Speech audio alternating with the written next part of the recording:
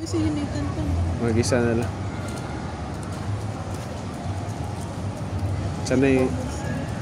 Sabi niya kanina, can I play with the kids? Sabi ko, oo naman, sabi niya.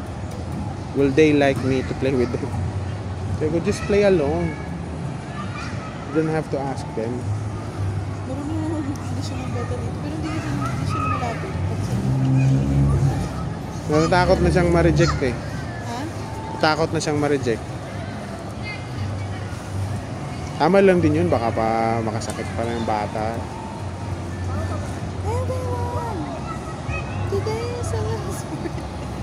Nag-announce talaga eh.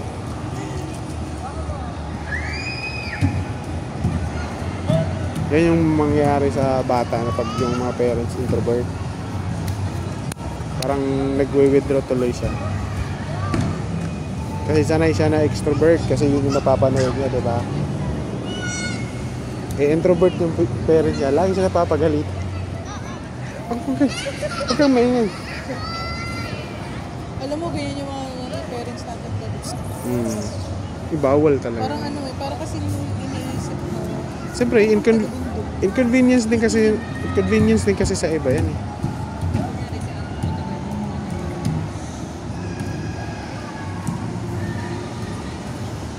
Siguro nga turo natin sa kanya, okay na maging ilagay ng basta doon.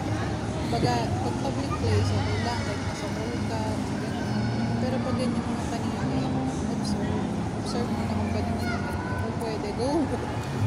Wala mo siya. Shout out. Shout out.